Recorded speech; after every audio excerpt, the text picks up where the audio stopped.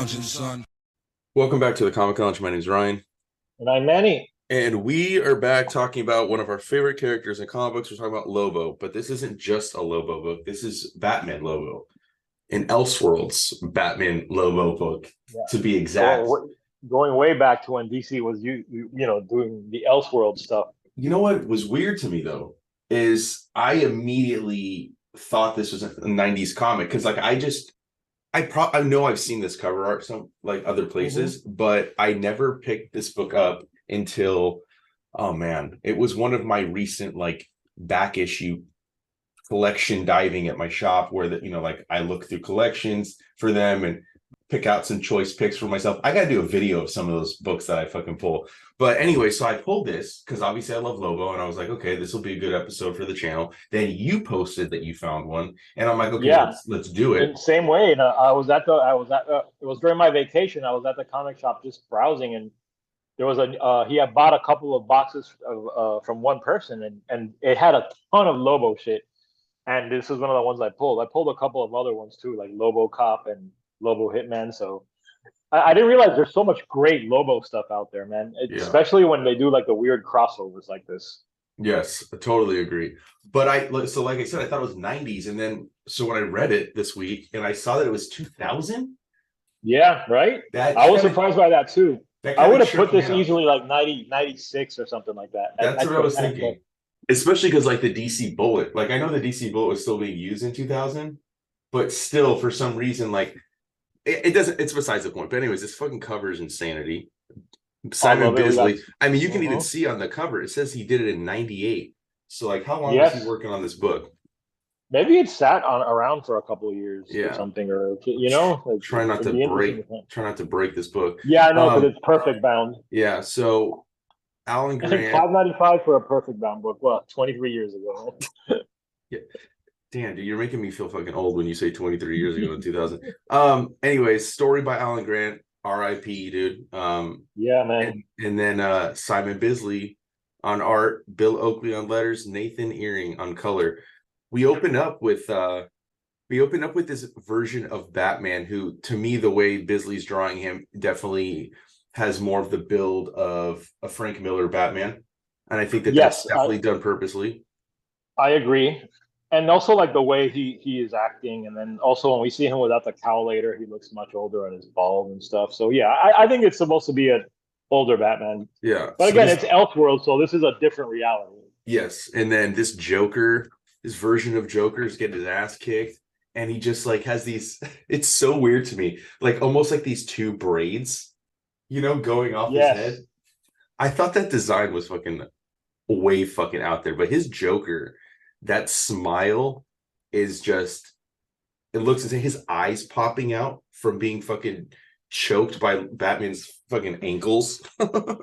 Yeah, and I love seeing like, you see a lot of Bisley like painted art, but I love seeing his like pencils, and like from his Lobo stuff in the early miniseries.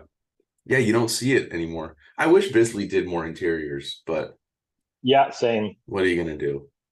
So you got Batman fighting Joker. So like this is like the dialogue between these two is kind of definitely in line with like a regular Batman and Joker book, and it doesn't really, nothing really is different until you start getting a little bit further in. Like Joker wants to be the biggest crime boss in Gotham, talking about stopping his bloody gang war, and Joker, oh, it wasn't that bloody. And just that like look right here, like he draws an amazing Joker, man. I love this too. Look, like just the exaggerated angles and expressions. Joker strapped down in Arkham, and then you see like these like fucking Catholic priest type characters in the background. This one dude has like a fucking metal helmet with fucking spikes on his back. Like this is what Arkham Asylum is in this world. This is where you're starting to see the difference.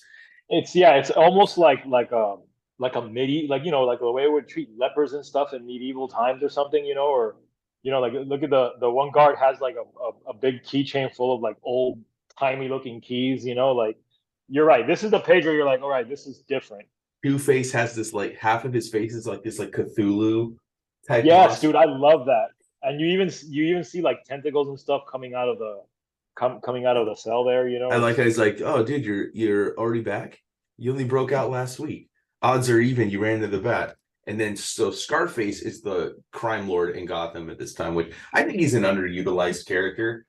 It's always annoying to read his dialogue, if I'm being honest. Like I just replaced the G. I can't in my head read it with the G. I don't know. Maybe you're different. For me, I replace it back with the B because like all the B's. I do too. Yeah, all the B's that Scarface speaks with are turned into G's, and it's kind of funny because you know that that's really coming from the ventriloquist, and it's like for some reason when he's doing his ventriloquism, he can't say B's. I just find that kind of comical. Yeah, yeah, exactly. He's not like really good at it. And then we get fucking Lobo fucking blasting in, dude, on this like not his typical type of bike. It's like this, like almost like an army jet type of thing, and like. Yeah, it looks like the cockpit of an army jet, like built to become like a motorcycle. I think it's kind of interesting. He has a Confederate flag on there. I noticed that too, and I think that's just probably like an artistic choice, but it's a little it's a little questionable, like maybe not questionable, but it's weird, right? Yeah, I mean, Southern Bell End, Yeah, like I noticed that too. Yeah. So yeah, it's obviously it's not our normal Lobo, but that's whatever. That's besides the point. But like, so Lobo comes into the mix, crashes straight through.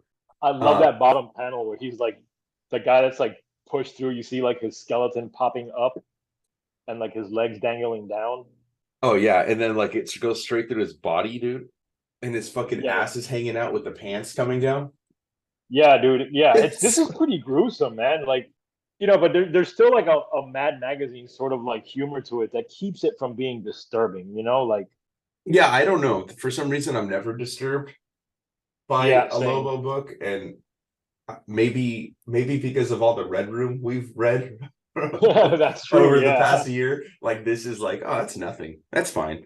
But look, I mean, like he's coming in singing like this is typical Lobo. This is like a typical Lobo creative team. So it's not like we have some random people deciding to do a different version. So I think that's why it's still, even though it's a different world, it still falls in line with Lobo. But there's gonna be some twists, right? Like basically, Joker is enlisting Lobo to kill Batman. I think at first there was Scarface enlisted Lobo to kill Joker. Right. He comes to do the deed, and Joker's like, "Well, listen, I'll give you, what is it, $10 million to kill Batman first, and then you can kill me. But I just want to see. No, I want to see he's paying him to tarnish Batman's name and then kill him. Right. I mean, yeah, if we're getting specific, but at the end of it all, he just wants it to kill him. He calls him Leonardo. I thought that was weird. Like, why is he referring to Joker as Leonardo? But yeah, I just love this interaction between these two. I love the exaggeration of like the size of his head to Lobo's, right? Like it's just like it's so wonky and out there. This is a way different Bisley than the 1990 Lobo miniseries. Like his art style is definitely way more exaggerated. It is, and like I said, I see a lot of more like humor illustrators influence in this. Like even some pages are pointing it out, like almost have like a Sergio Aragonés kind of vibe to it, like when he draws really small and a lot of things happening on one page. This panel with Joker and then the close-up of his eyes, seeing the lines, the red lines in his eyes, it's just crazy. Yeah, I love it, man. But yeah, I just think it's funny. So Lobo, shakes his hand. Joker's got the little fucking spike buzzer in his hand. He's like, now you got a handful of poison. And he's like, yeah, I thrive on this stuff. And he's like, yeah, that's right. And then right here, he's like, I like you, Leonardo. You're funny. Like he just doesn't even give a shit. It's just so zany, and I like all these people with like lobotomies in the panel too. Earlier, there was scars on their head and stuff like surrounding them. Like there's just so much to look at in these pages. Yeah, for me, like the story's fun. Bisley always steals the show. Mm-hmm. Like Alan Grant knows how to give Bisley a good script. Let him kind of run with it, like this version of Penguin, like this exaggerated nose, right? Like, but at the bottom, he's got like squid like feet. I mean, it's just weird. His his henchmen are actual like mutant like octopus and shark. Like it's just fucking crazy, dude. A And fucking then turtle just crawling out, like yeah, and then you get this is how the name's gonna get tarnished, like you said. Um, Lobo's dressed up as Batman. The Dark Knight which Returns, scuzzballs. I love that. I love the way he looks too, man. I would kill for that action figure. Honestly, that would be great. Yeah, McFarlane, get on it, Yeah, dude. dude, get on it, dude. Give us the Lobo bat. Yeah, but yeah, dude, look at it. I mean, just like lights this fucking cigar in his mouth and blows his head out, right? You continue down the panel and like it's still the head is still spewing blood with the chunk of his head over here and then the And the teeth mouth. here and then the hat. I mean, And then yeah, the next panel when he kills that guy that was just leaning out the window, like and like pulls like the skin off from the back of his head, like Gesundheit. yeah. So crazy, dude.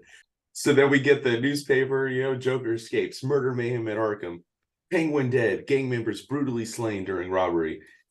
And then the Gotham Mirror, police seek vigilante and Penguin murder. And you see like their drawing of Lobo. It's got like he's got like missile tits on, like Yeah, a an cross upside thing, down cross, with the Christ on it, swastika. like shoes with rocket boots on it. Yeah, dude, like Dude, it's fucking swastika, crazy. And then here, bolts like, like Batman. and then this is what you were saying, right? Like how it's kind of reminiscent of Frank Miller's Batman. It's like he's older, he's bald. And then what Yeah, I found really weird was that Dick Grayson is Robin, right? And he's the yes, way they draw him in that 1940s style where he like looks like this, like he looks creepy to me with that fucking smile, to be honest with you. yeah. It's almost like something out of The Boys or something, like where they're obviously kind of playing up they're really making it so that you see this and like that's weird. That's like a weird looking child, and then you got Gordon as the butler.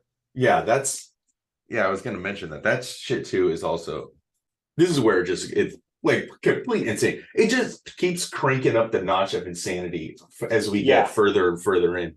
And then we get Tim Drake as Nightwing. And this dude's yoked the fuck out. yeah, I know, dude. He's look at he's huge. His It's neck, look like at his neck, dude. His neck is like he's almost as big as Batman, if not bigger. and he definitely looks roided out too. Like the way he's like his face looks like grimacing all the time. So Lobo's a tough guy, big deal. I didn't come alone, did I, Tim? And then Gordon's like, oh, it does my old heart good to see the three amigos back together. It's just, I don't know. This book just makes me laugh. Like the story is like, this is what I want. I don't want some like, heavy dialogue, fucking crazy, deep story. I just want something fun and like Yeah, off the wall, dude. And that's what this bunch of book one is. liners, crazy shit happening in every panel. Yeah. And then here we get the ventriloquist, right, with Scarface. You're real lippy for a hunk of wood. I mean, it's just these like one-liners that he says. And then who's the commissioner? Alfred. Alfred, yeah, Commissioner Pennyworth. Yeah. Okay. And then this is the Sergio Aragonis. I would imagine Yeah, this you is what see you're what? referring to. Yes, yeah, Yeah. exactly. You see what I'm talking about, right? Like Totally. there definitely is, I think, an influence because there's so much going on.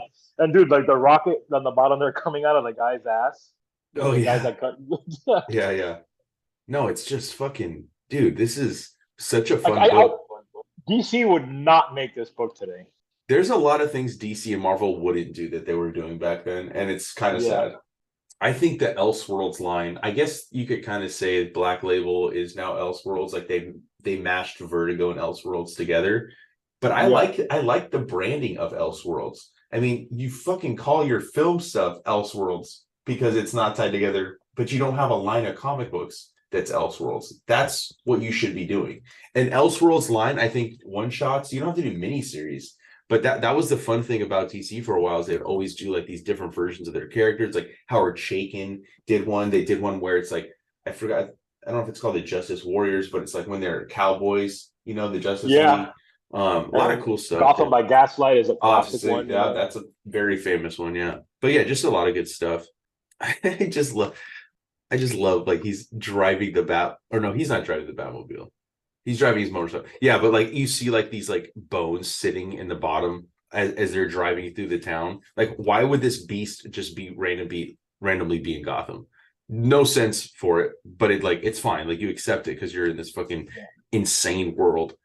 Holy fragaroli, like, just the I Yeah, you love can this see a dude. lot of Ralph Steadman too, like the artist that worked with Hunter S. Thompson in these pages. That's a good call out. Yeah, I totally agree. Yeah, But yeah, the square off of Batman and Bat Lobo, it's intense, dude. This it is is, it. man. Look at this shot too, like on Dude, top of the that bridge. page is like, yeah, dude, like, can't look how yoked fucking Nightwing looks, That's what I'm dude. You saying. He know, looks like, bigger than Batman. And I love that Robin just always has that smile. It doesn't matter what he's yeah, doing, he's smiling. he does look creepy. He does Yeah. look creepy. You nailed it when you said that. Like, he almost looks like an insane kid. Yeah, just this stuff is just like fun to look at for me. And I could look at this without reading it, and that's not to take anything away, but there's just so No, much, like, going back a second time, you can just look at the art. Really, yeah, you know what I mean? And like that's get that bottom panel. Definitely the Batman silhouette. That's definitely Dark Knight influence. You know, like the Mhm. pose. Yeah, Oh yeah, and then here, like, where they're fucking Robin and kills. Nightwing are off, and like their fucking back snap. Yeah. You murdering maniac. And just, yeah, dude, Uh, it's crazy. Like, everybody's dying. I mean, there's nothing is untouchable in this book. we got the newscast here again. Dark Knight influence. You Oh know, yeah, for sure. and then I mean, Even Bruce even this, looks like Marv down there or something. You know, like with all the bandages and like there's definitely like a Miller influence to this too. and it's funny too, because, like, Nightwing and Robin are dead, and he's like, oh, I failed them, James, my best friends, and I failed. He's like, easy, sir, you weren't to blame.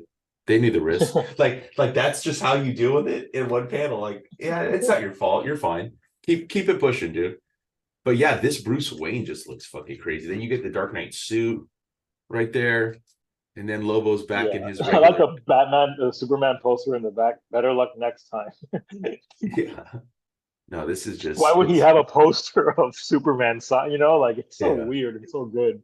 Yeah. Remember when you wore it when you fought against Jimmy Olsen, alias Superman? So Jimmy Olsen is Superman in this world. Yeah, that's right. I forgot about that little Yeah. And detail. then Lobo right here, like, as we get back to him, like, they're firing on him, like Scarface and his army, and his fucking flesh is just being blasted off completely on this side.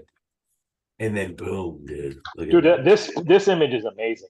I love that drawing of like the Dark Knight Returns suit, you know, and it's got the Dark Knight Returns like logo on it, like that would that would make it an awesome poster almost, you know, or like an awesome print. But it's not even really Batman. It's him. It's fucking. That's James. Gordon, Yeah, Gordon in the suit, dude. It's fucking. it's like a mech suit almost, you know, Yeah, which is funny because you know years later, not that long ago, they had that Batman run where it was somebody in like a bat suit, you know, like a bat mech suit. Gordon. It So was Gordon. yeah, But yeah, due to just like a bunch of dope scenes with fucking them fighting. I love, like, when he rips off the fucking chest plate and Gordon's look on his face.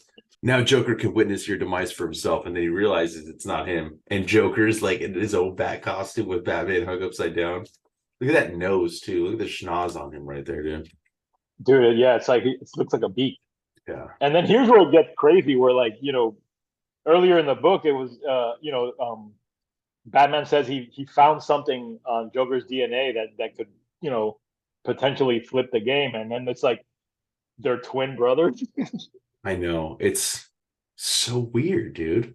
Yeah, in this world they're twin brothers, and then one of them went crazy when the parents were killed, and the other one Yeah. didn't, and then the one was kidnapped by criminals. So like that's why he became a criminal.